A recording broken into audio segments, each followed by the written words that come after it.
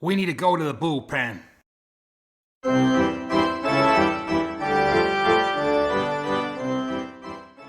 Hello, baseball fans around the world, and a warm welcome back to the Highland Bullpen Baseball Podcast, Scotland's take on America's pastime. Now, it's been an interesting couple of weeks for my Seattle Mariners, for Alan's Detroit Tigers, for the Red Sox, who are much beloved of Yorkshire Dave, and interesting, might not quite cover it for the White Sox, but we are delighted to have Dave Jr. back for this episode to discuss the various misfortunes of the boys from Chicago as well. So warm welcome, everyone. And I guess we were discussing just before we came on here topics to cover, and we have a kind of, between us, a great love of statistics, and particularly I think Alan would perhaps lead the way, but there is plenty of competition as a stats lover amongst us. So we thought this week we would cover some of the recent happenings in baseball revolve around statistics and around the numbers that matter in MLB. Alan, I've gave you the big build-up there as our stats king, although there is, of course, fierce competition. But what have you seen recently in the last couple of weeks, Alan, that's caught your eye? Yeah, I'd just like to scour the web for weird and vaguely unusual things that have happened. So the main one for me, and always have a wee look out because he obviously was a Tiger at one point, but Justin Verlander, who does seem to be struggling a wee bit at the Mets, a big signing as he's returned to the East Coast. But recently the Mets, he had a win against the Reds. And the interesting thing about that was that he has now beat all 30 teams in Major League Baseball. Of course, that means that you've obviously beat the teams you've played for as well. So it's a stat that would exclude anyone who was a one-man team, although I'm not sure how often that would happen. But it's quite an interesting one.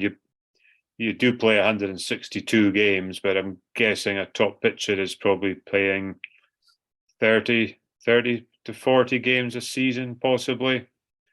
So your chances, statistically, you'd be playing every team once. So it's a pretty good achievement to beat every team.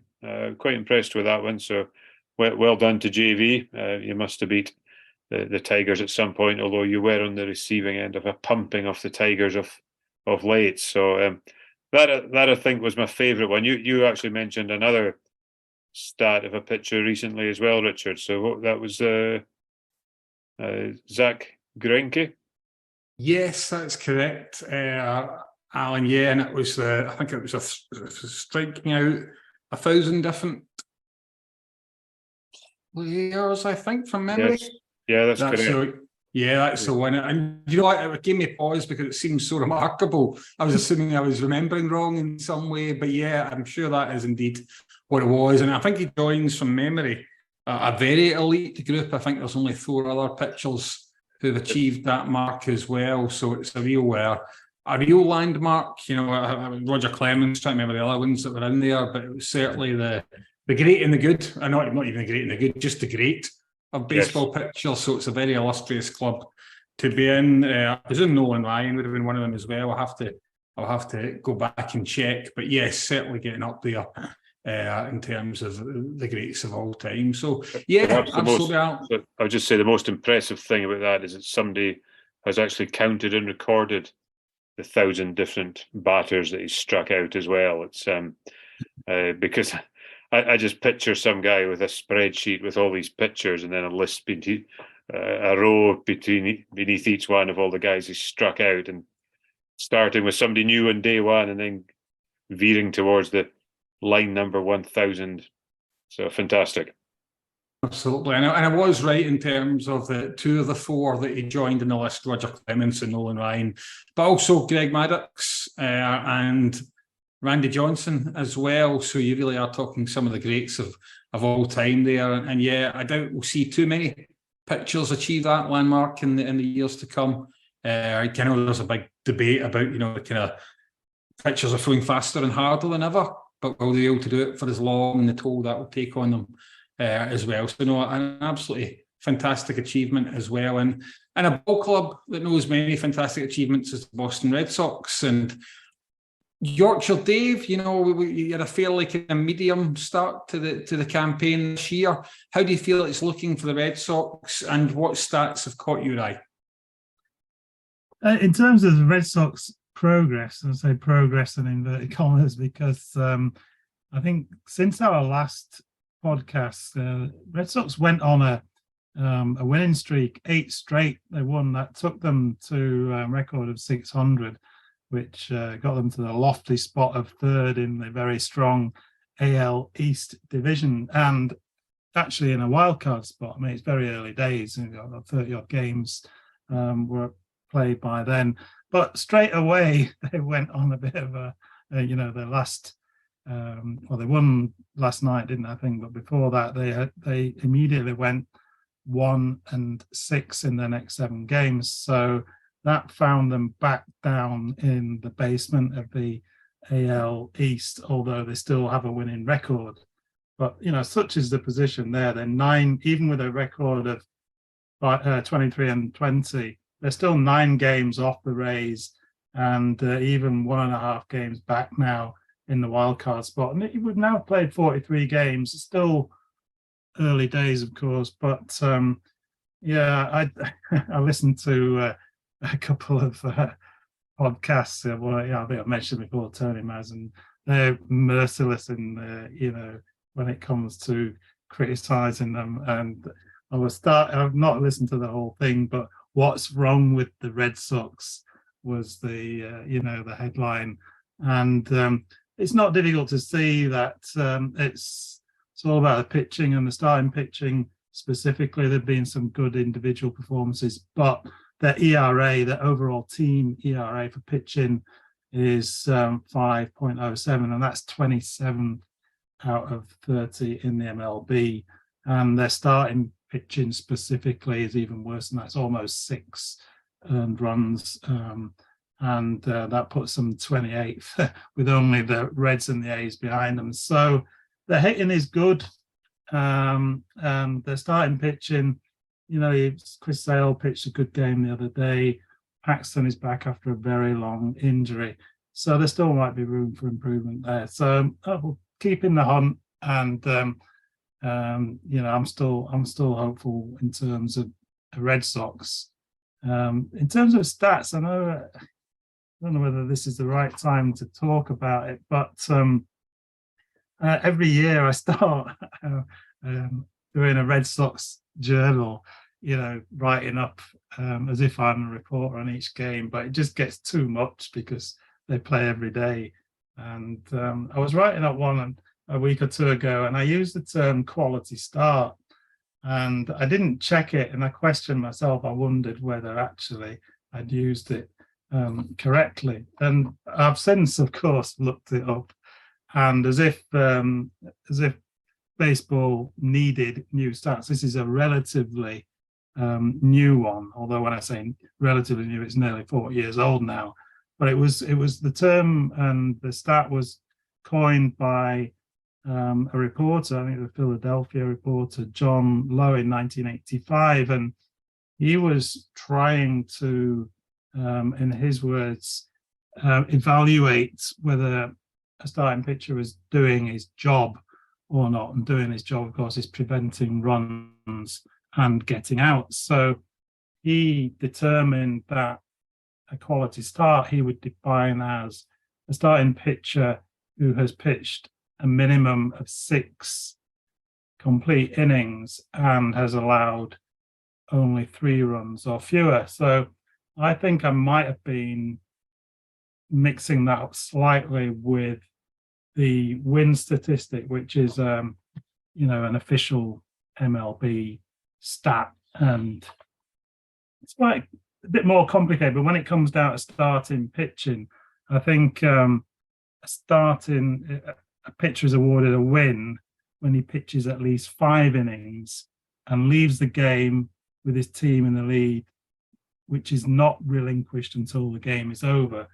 So in a way, the quality start, I think he was trying to differentiate the measure, because you can be awarded the win. I suppose conceivably it's not it's not restricting you to earned runs. So I guess if you're in a good team and your batters are on form, you could leave the game after 6 innings and maybe you're winning 7-6. You've given up 6 earned runs.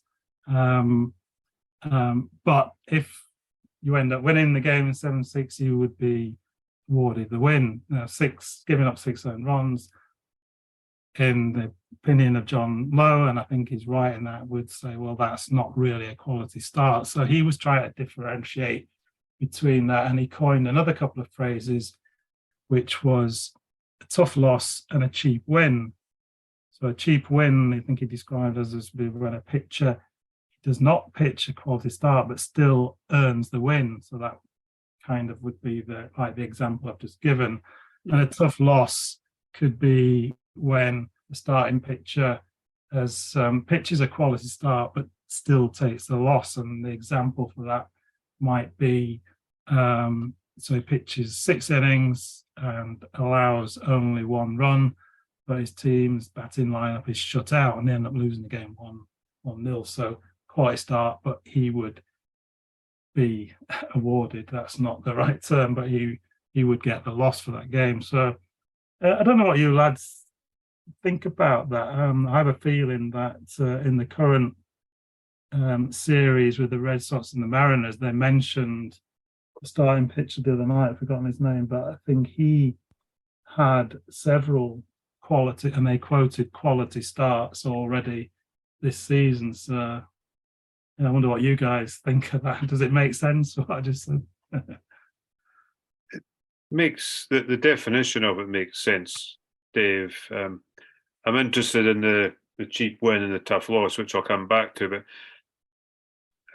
I know the scoring is different from watching games of football, but it strikes me that allowing 3 runs is good, but it's not necessarily brilliant, if that makes sense. And I'm sort of then thinking, it seems I'm probably expecting too much perfection, but I'm thinking a quality start, 0, 1, maybe 2, 3 seems quite high. I don't know what any. Yeah, I think you're absolutely right there. I think I did read that there has been some, I don't know whether criticism or suggestion that it's not necessarily a reliable stat, because I guess if you've given up 3 earned runs over 6 innings, then that would qualify as a quality start. But that's effectively, works out at 4.5 ERA, which is not necessarily considered good, is it? I think anything around the 3 mark is good, but that's over 9 innings rather than 6. So I think you're right. I think it's questionable. I think it's worthwhile, in as much as it's trying to evaluate, and he's perhaps been quite generous to the pitcher there. But it's good observation there, Alan.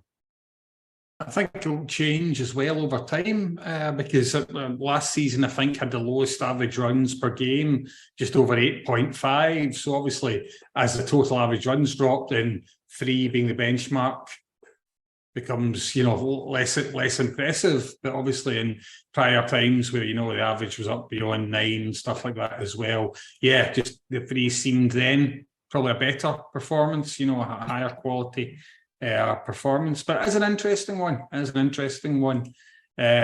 terms of stats more widely, the Seattle Mariners, Bryce Miller, who's been a sensational pitcher, and although he's not pitched yet against the Red Sox, he's been tremendous in his first 3 outings, and he actually made history, conceded only allowed 8 runners on base over his first three major league games, and that's a minimum of I think 15 innings throughout those 3, and that was a record since 1901.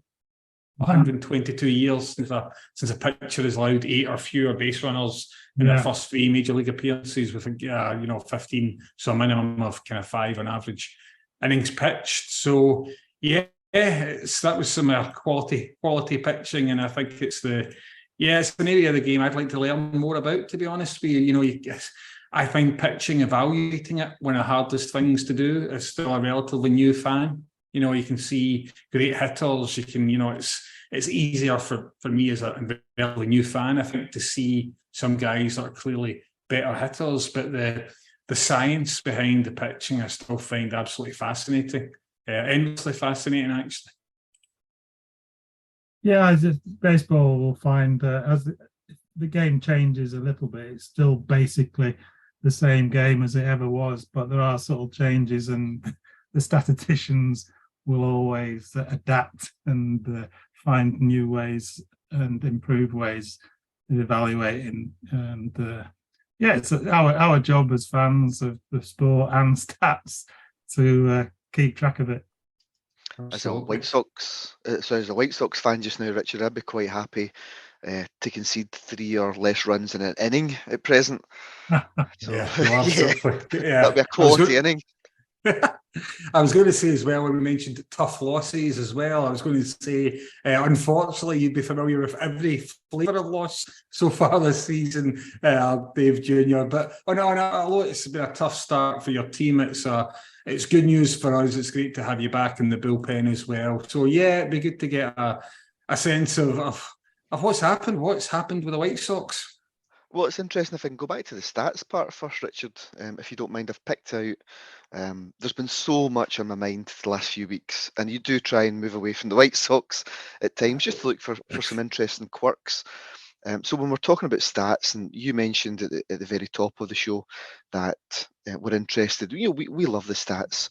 So I like to look for little anomalies which kind of sit out there. Now, this might sound quite obvious, but good teams and poor teams tend to really distort those numbers because they're better teams or they're poorer teams. So if you start talking about the Oakland A's or the Tampa Bay Rays, you're always going to find results are skewed in those particular ways.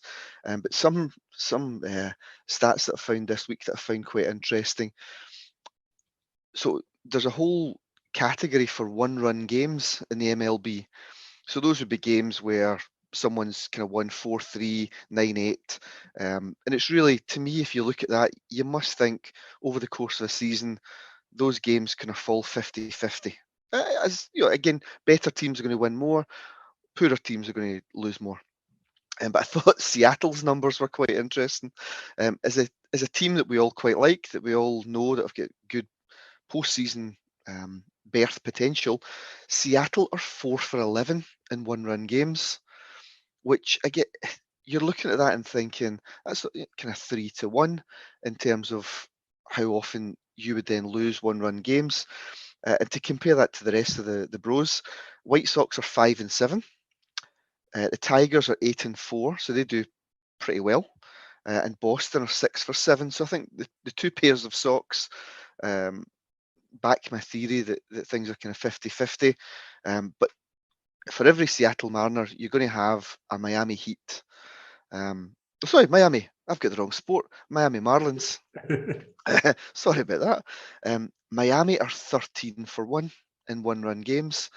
And again, is that something that comes down to the clubhouse? Is that a team mentality when things are tight? You've just got that bit of quality. Who knows? But before I move on, the other one stat that did stand out to me, I did mention the Oakland A's earlier, who, God bless them because they're keeping every other team afloat just now. But during day games, so again, for those of you that are in the UK that don't tend to watch these things, a lot of games in the States tend to be split out across the days. You can have real games when you would be at work or at school, and you have those games getting played out across the afternoon. So the Oakland A's in day games, they've played 18 day games this year, and they're 1 for 17.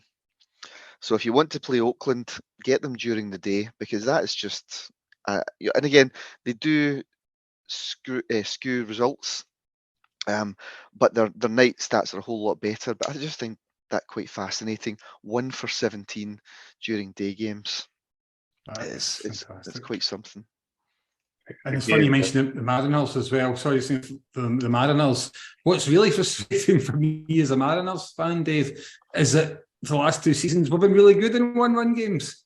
I think we've either been the best performing team or the second best for the last 2 seasons. So, yeah, and that makes it all the more remarkable, because you would think if it was a clubhouse mentality, well, it's not changed that much in the past, season or 2 in Seattle. Most of the same guys are still there. So you would hope that it wouldn't see that kind of turnaround. But I absolutely loved your Oakland A's one. That is, for a team that's all right, they are struggling, but that's a huge differential between how they do in the sunlight and what happens to them once the stars come out. So yeah, there's some great stats in there. I think it's a beautiful part of the world, Oakland, as well. So they will get their fair share of sunshine, I believe. That stadium, I might have the wrong one, but I think it always looks bathed in sunshine, but it's not doing them many favours just now when they're at home. I've actually been to that stadium. That was the first baseball stadium I ever went to. Visiting our family, went up to Oakland as well, and I had a fantastic experience. I loved it. I can't remember too much about the stadium. I think it was... I think I was too young for it to have been, the drinks would have been of the soft variety, and I loved the whole experience, but I think it was maybe kind of a relatively veteran, even at that stage, the Oakland Stadium, and apologies to Oakland fans if I got that wrong. But yes, I've got a soft spot for them as well. And of course, the colours, you can imagine, are much to my liking. We can almost bring football up this week, Richard, for once. Probably less so to your liking, I would say there, Alan. But Alan, what do you make of that stat? And it's a great one that Dave Jr.'s unearthed about Oakland's misfortunes in the daylight. Yeah, my gut. Well, I love the fact that it's counted. That's got to be one of the best things. But so I was then trying to think, surely that doesn't make any difference. But is it possible that teams have players who are better in bright sunlight or in dusky or darker conditions? Why would a team like Oakland sign players who can't cope with sunny conditions? There must be something in it. It's maybe something to chat about some other time. What daytime games? What makes a difference for teams? I wonder how much of it's psychological. I mean, when you look at football teams, if they lose, if they're on a losing run or there's a bad sequence against a particular team or whatever, or if a certain player's playing, then does that get into their head that we can't play day games? I think playing under the lights is different now than playing during the day. But yeah, they all do it. But at the very beginnings of baseball, then I think all games were played during the day, and that would have been probably before floodlights. And I think famously, Wrigley Field was the last major league team to install lights. Again, when I say relatively recently, I say in the last 40 or 50 years, that counts as recent to anyone who owns a bus pass and the state pension. But yeah, I think they were the last team to install lights. I'm sure there's something in one of the baseball films, the Costner one, Field of Dreams. Yeah, and doesn't one of the players who comes back through the cornfield say something about the lights and blames it on the owners? It just popped into my head there. But yeah, it's a relatively new thing, and you can imagine that there are differences in playing, in the direct sunlight. I'm sure there's something in the rules of baseball that initially the home plate had to face a certain direction, and that was something to do with the positioning of the sun. But I need to check that particular thing. Just a lot. that is a good one, as well. One thing I wanted to mention, guys, because really keen to get your thoughts on it, is talking about Oakland, and it's not like they've got their troubles to seek, and they can't win a game in the day. Although you'd hope the Athletics might not be playing the day so much in a few years' time, because it'll be very hot, because they'll be in Las Vegas, because the deal looks like it's pretty much done now, and it's been reported that agreement has been reached on the Oakland A's becoming the Las Vegas A's, presumably, and up in California for Nevada. I think a very sad day for a franchise with a famous history and a long history in Oakland as well. And I know we talked before, right at the very start, about how as football or soccer fans, it was really hard to imagine the notion that your team can be taken from you and transplanted in a country the size of America, thousands of miles away, to play on the other side of the continent. So Dave Jr. is a man with a good appreciation for history and stuff as well, and probably like me, quite a sentimental fan of sports. What do you think of the Oakland A's move? I mean, it is tragic. As you said, Richard, Oakland have got a great reputation. The one good thing is that they're moving to a city that will completely respect that tradition. They'll be really low-key about things. So, yeah, I cannot wait to see how baseball lines up in Vegas. I think Vegas has had a go at American football over the last few years, if I'm right in saying, but they've never really had much of a franchise out of that. So it'll be interesting to see, and it could result in maybe more British fans heading over to catch a game if they're able to enjoy the spoils of Vegas. Alan, I think you're right, Dave. Do you know, Alan, what's your initial thoughts? Yeah, I can see why Vegas would potentially attract more people. Goes without saying, I won't be a fan of teams moving. I understand the American system, so I'll understand why that's going to work. I think I'm right in saying Vegas has a plethora of sporting teams now, where if you went back 10 years ago, that may not have been the case. So there's obviously investment in there, and the green dollar obviously counts for something there, Richard, I suppose, is the bottom line. But yeah, clearly not a fan. It would break my heart. I can only imagine if some of my teams even move stadium, never mind move location.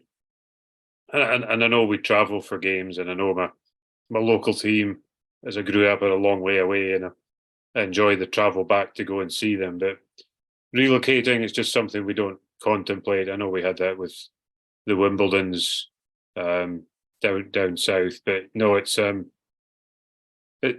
it's probably one of, as I've grown to love American sports, it's one of the few things that doesn't rock my boat, and I don't imagine it rocks anybody's boat other than the financiers. No, absolutely. I must say, Alan, I'm very open-minded when it comes to the possibility of your Scottish team being located to a different continent. I'd be fine with that. There was it. Would it be going back to the 80s or 90s when our rivals contemplated that at one point, or was that just across the Irish Sea, or was that pie in the sky?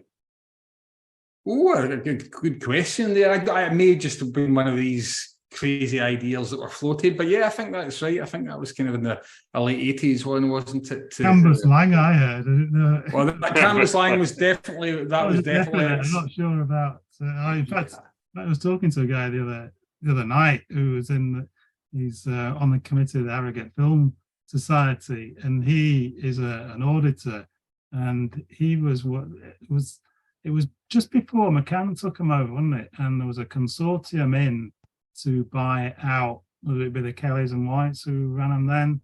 And they were looking at moving out of East End to Canvas Lang, but he said he was there. He was on the job for about 6 months, and it got very far down the line until they pulled out, and then Mr. McCann came in, and the rest is history, isn't it? Yeah. No, absolutely. And for the benefit of those listeners who don't get our code, we're talking about Celtic and Rangers here, Glasgow's ugly sisters in the Scottish football pantomime. So yes, that's who we're talking about there. So while they're still located very firmly in Govan and Parkhead respectively, the A's heading over to Nevada, and I guess Yorkshire Dave, they will certainly make a big spectacle. I'm sure, as Dave Jr. alluded to earlier, the full glitz and glamour of Vegas will be kind of brought in to kind of support them. But I don't know. I don't feel like Vegas it's Vegas, for those of us that have been there, it's a city of people who aren't from Vegas. A big tourist influx. There's I'm not convinced. It seems like the culture's there to support a baseball team, to be invested in that. But what do you reckon, Yorkshire Dave? Have they got a shot at making that a success? Yeah, they have a NHL team, don't they? They in Vegas, the Golden Knights, something like. Yeah, I've never been, actually. Don't think I'd trust myself with all them things out there. But yeah, to us, I remember back in the day going through to see Hibs, and we used to go in Robbie's Bar on Leith Walk, and in the early 90s, 93, 94, and there were some Meadowbank Thistle fans in there asking us all to sign petition against them moving the 17 miles from Edinburgh to Livingston, which of course they ended up doing. And yeah, we all felt for them, but compared with, I don't know what the distance between Oakland and Vegas is, but it'd be more than a half an hour bus ride, I would imagine. So yeah, it's tough. I'm still haven't got over the Dodgers leaving Brooklyn in, was it 1955 or 56? So yeah, it's tough on their sports fans, isn't it? It really is. I don't know how you deal with that. I really don't. Yeah, I don't think it helps that invariably there's lots of financial shenanigans going on. I think the owner of this, he's a businessman. It's what you would do, but I think he's trying every trick to make sure that the city of Vegas picks up as much of the tab as possible for the privilege of hosting his team. So yeah, it'll be fascinating to see. And I guess Vegas and other parts of Nevada, but mainly Vegas, they've got a very large population of kind of Hispanic descent as well. So maybe a lot from countries which have their own baseball history and heritage. So they're possibly thinking about that as well. But from a team that is shortly to go on the move to a team that very much has its long and illustrious history in the state of Illinois and the city of Chicago. And Dave Jr., you talked a little bit earlier on about how the White Sox had been getting on, and we'll look forward to hearing more about that. But I also wanted to hear, I know you had a few more killer stats up your sleeve as well. Yeah, killer will be quite a lofty set of expectations, Richard. But just to kind of cover over, anyone who's sat next to Alan Cameron at a football game will know that his big bugbear is time wasting within football, and it really is. It's something that drives not only him but quite a lot of football fans up the wall. And for any of you football fans listening, there's been a little bit of movement in the last few years about almost trialing a type of pitch clock within football. So that would be where the ball's in play for, say, 30 minutes of every half, so that time wasting doesn't really come into effect. You've got a sacred 30 minutes, the ball goes out of play and the timer is stopped. So that's one of the rules which has come in this year into baseball, and I'm just trying to kind of liken the two sports. So as you'll all know, the games are a lot shorter this year within the MLB. And what I've done is I've took a whole lot of stats and compared them to this point last year, so 2022, to where we are in 2023. Games are down from an average of 3 hours 5 minutes to 2 hours 37 minutes, which is effectively half an hour, and it really eats quite drastically. You'll know that there's the advertisement breaks are still sacred; they're still very much in there, but it's that real saving in the pitch clock, which is shaved half an hour. Again, that's a debate for another day about if that's a good thing or a bad thing.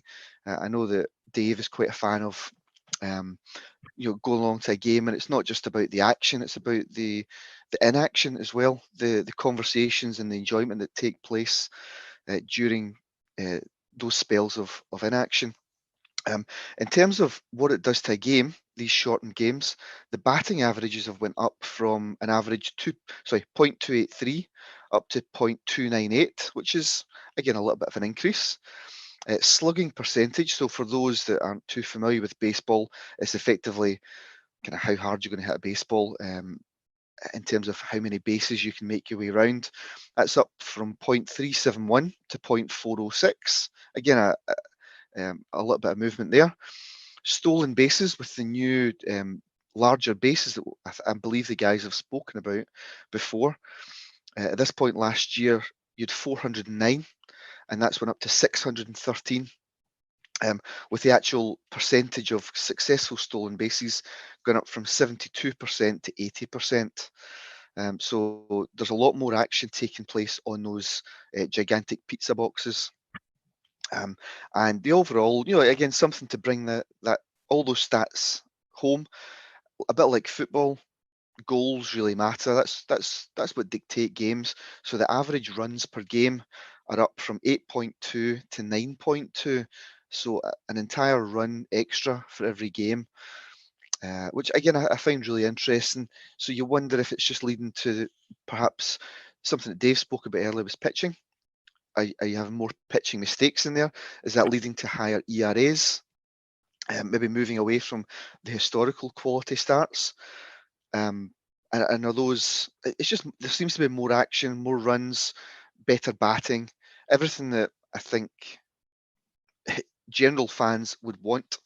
Seems to be happening now in MLB. So I wonder if those stats hold true going through the rest of the season, and if the MLB as a whole. I'll be quite happy with those numbers. So I don't know if the guys, if any of those numbers jump out, or is that what you'd expect? Yeah, there's great stats there, Dave. I suspect the doing away with the shift might be helping something with the average, hitting average, as that it seems like a small increase, but that when anything around 3 is pretty good for average, isn't it? So, and the on base thing as well, stealing bases is fantastic, I think. In fact, I saw something the other day which you would only get through being a Red Sox fan, and it was a guy in, I think it was wasn't even AAA, I think it was Double A, and he stole 6 bases in the one game. Including stealing home. I think that was off a pass ball. He might have not. I'm not sure he got credited with a stolen base for that, so he possibly was 7. But yeah, it just shows. Yeah, I think that is being seen as quite a positive thing, and all teams are trying it, bunting, putting the ball in play. So getting back to a bit of what do they call it, small ball baseball, which I'm all for. I'm not against the clock at all. 2.5 games is still long enough. I think you get used to it. But there was something the other night that happened actually in the against the Cards, which means I'm definitely wearing my Cubs cap to both games at MLB London, because our closer, Kenley Jansen, who a couple of nights ago became the 7th player to join the 400 saves club. He promptly blew the next 2 saves. But one of them really, I wonder whether there's a bit of gamesmanship going on with Contreras of the Cards. He's their catcher. And he was doing something a bit weird, trying to put Kenley Jansen off, who was notoriously before the pitch clock had quite a slow delivery, but he's been doing okay this season, and he was trying to put him off his stride. So as well as the pitch clock on the pitcher, I think they've got 15 seconds to get their pitch, to throw their pitch, without 20 seconds if there's a guy on base. I think they get an extra 5 seconds. But there's also this the batter must be ready to receive the pitch for 8 seconds to go. What this guy was doing, he had 1 foot in the batter's box. He was facing the pitcher and had his bat in the air, so it looked like he was ready So the pitcher started his wind-up, but he had left one leg. Just watch him doing it. I think it's a bit. I'm not happy with it at all, actually. And there's quite a few people who think have been polite about it and saying, well, it's all within the rules of the game. But I think it was gamesmanship. And he was deliberately leaving one leg out of the box, which technically meant he wasn't ready to receive the pitch. And although he didn't throw the pitch, he was in his motion, ready to pitch. And he was given a violation, I think 3 times, and eventually, which is a ball. And this Contreras walked, and it put him totally off. Now, I don't know, we can maybe see what the fallout of that is. I suspect there's going to be something done by the authorities to see that really, something like that is not within the spirit of the new laws. Anyway, I just mentioned that because I don't know whether it's widely in the news or whether it's just, the fallout from that particular game. But anyway, we'll see Contreras and his antics. Apparently, he's a sort of exaggerated framer type catcher as well. So he's got a bit of an edge to him, I think. Yeah, there's been a couple of ones recently where I've seen the bulk, in a couple of games, and I'll be honest with you, it was something I really knew very, very little about. But I mean, it makes sense, and that you can kid on you're going to throw and then not. But yeah, it was funny to see it. Yeah, I still to this day don't really, even when they call a balk and they show you the replay, I can rarely see what it is that the pitcher has done for the violation. It's really tricky. Yeah, but I would agree if he's feinting to do something and then he tries to pick off the guy, then yeah, I would say that's a legitimate thing, is to give the guy the base. But yeah, that thing the other night was I don't think it was in the spirit of the game. So anyway, see what all our listeners think. Absolutely. It's interesting you mention about the stolen bases, Dave. It is great to watch. It's a great part of the game, and it's bringing speed back. It's getting that action in there. But something that I learned this week in relation to the stolen bases: did you all know that the first base coach carries and uses a stopwatch? No, I didn't. So every team, if you watch them, and I was really interested in it, I've done a bit of digging into this as well. So if you think about it, your first base coach means that the pitcher and the catcher are of the opposition team.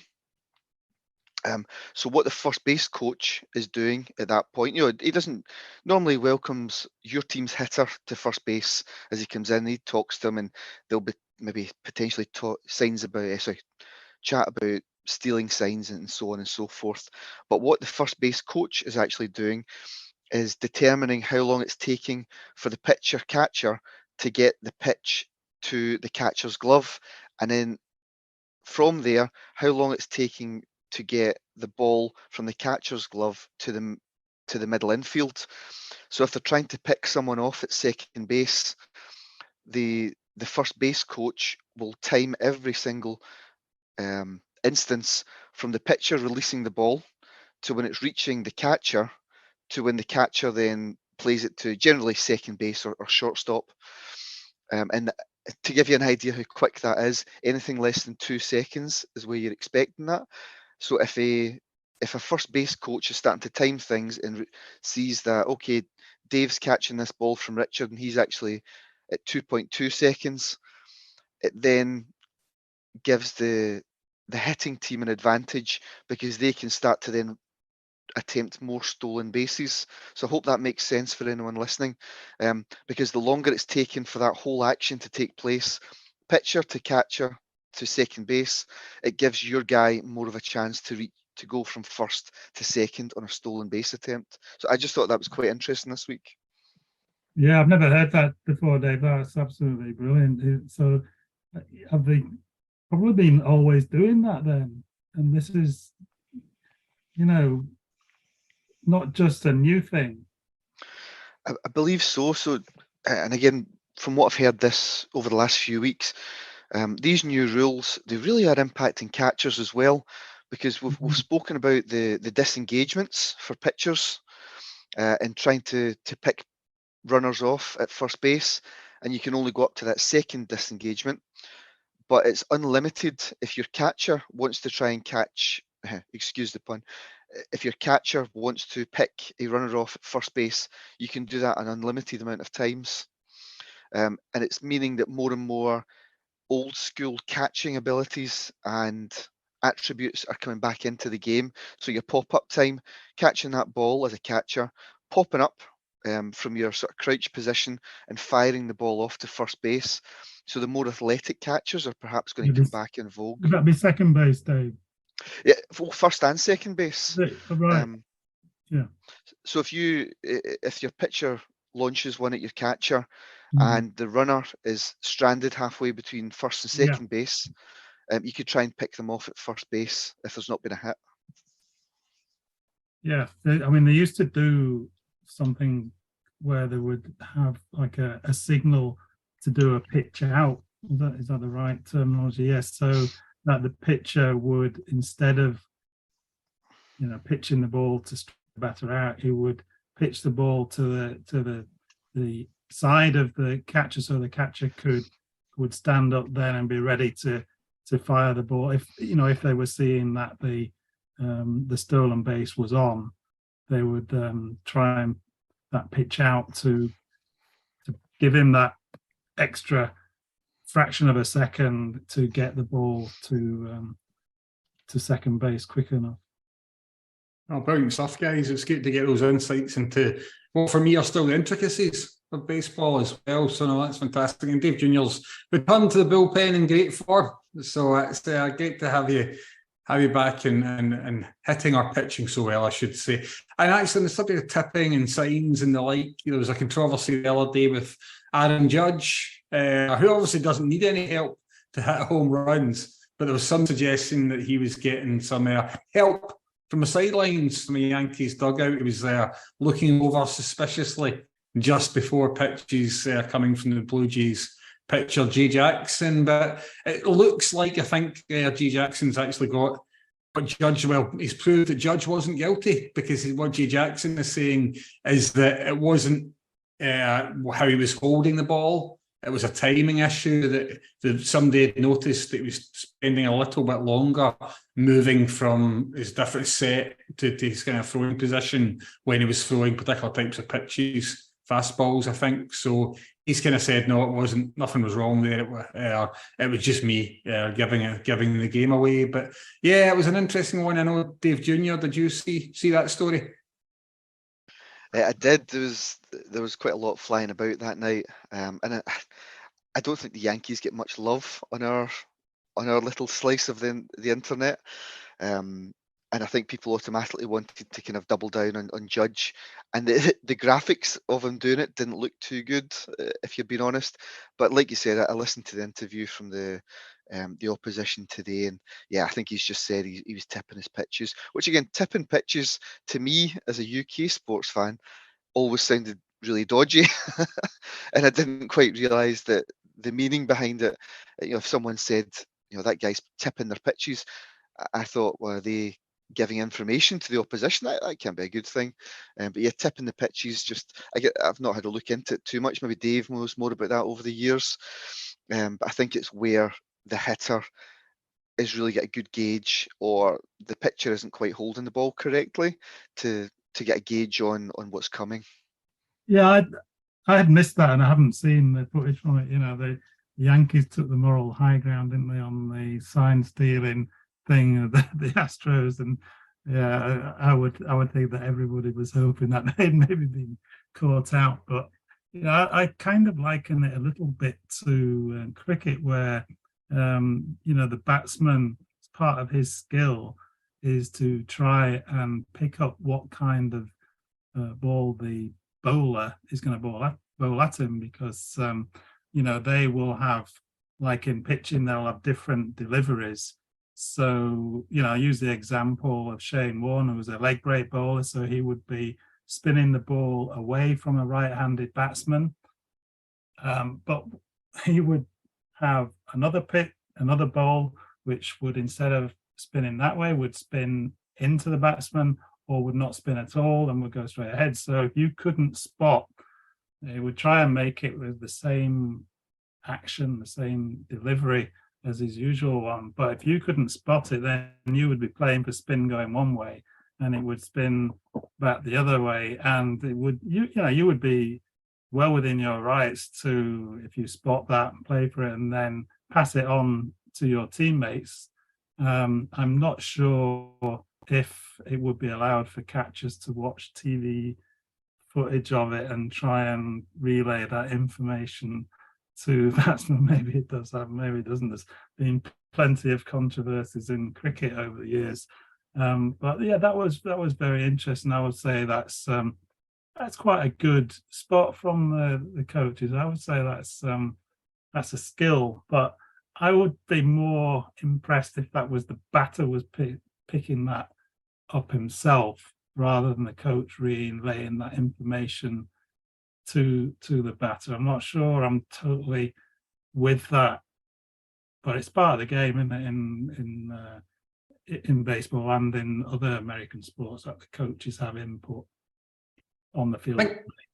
I think as long as technology isn't sneakily deployed, I think they tend to be fairly relaxed. They're not hinting anybody else there, obviously.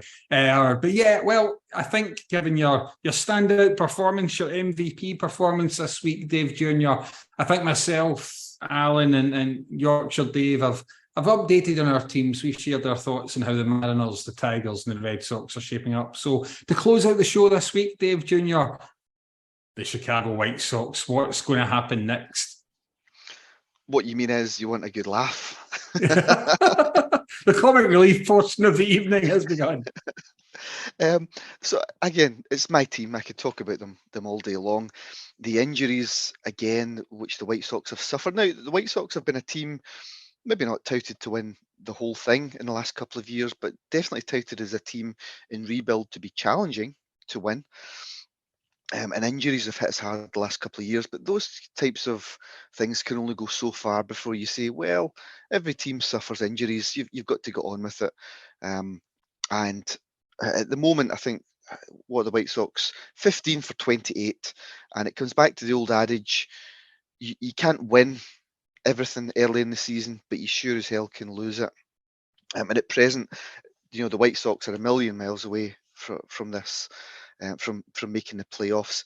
Now, Alan will not thank me for this at all, but in my opinion, the only thing giving the White Sox a glimmer of hope is the fact that we play in the poorest division out of all six that's out there. I don't think you've got any standout team. The Tigers have done great this year.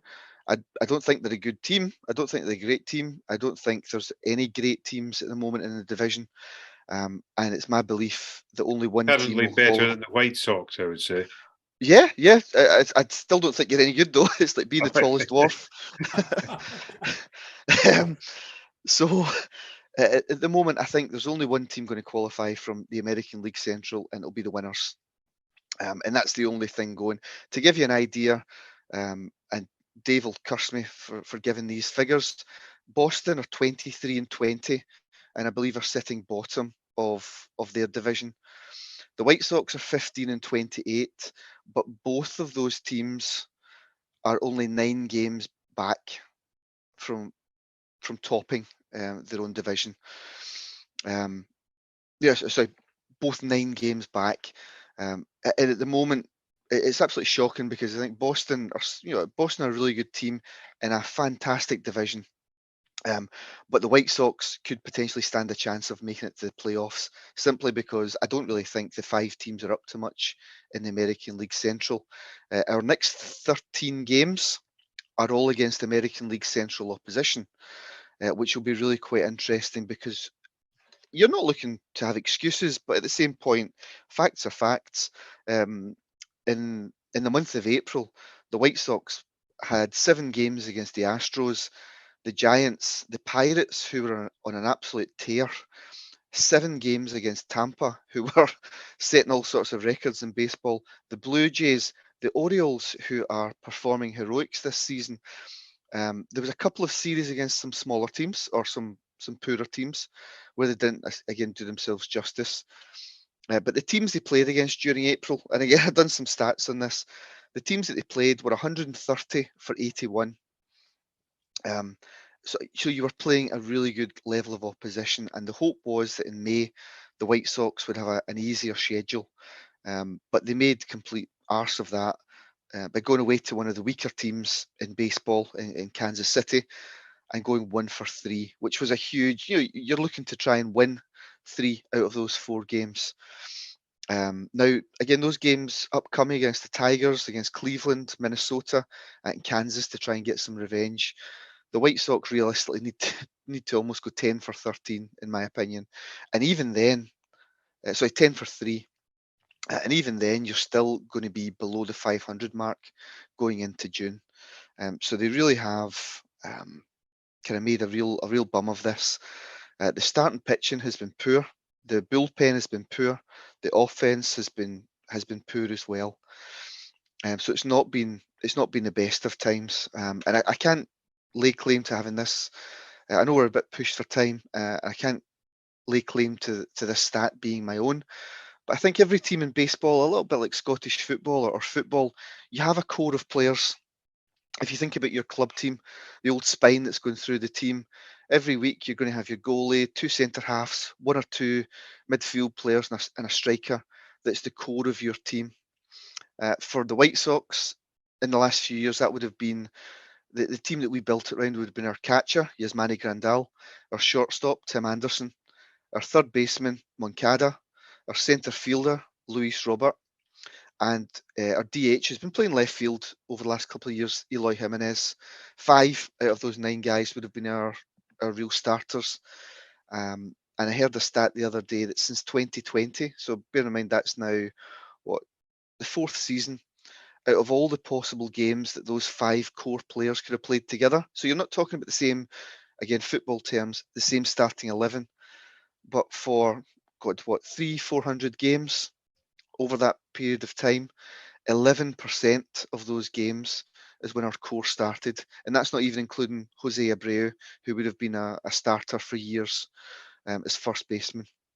So we really have been dogged by injuries in these last few years, but it's shown a bit of a sad torch on the depth of the squad, even going down to the minor leagues, where the quality that we've got on the bench and to be able to bring up, it just hasn't been good enough. So the White Sox, they've got no chance, in my opinion, of kind of going all the way this year. However, you've got to get to the postseason, and if by hook or by crook we can make it into the playoffs by winning the division, by each team cutting their own throats, that might be our best chance. But at the moment, it's not a division that looks strong or like it's going to provide a strong team in the playoffs. Again, Alan, you might be annoyed at that, but the Tigers and the White Sox are facing off over the next week or 2, so you might be making me eat crow. Yeah, I think it's a fair comment.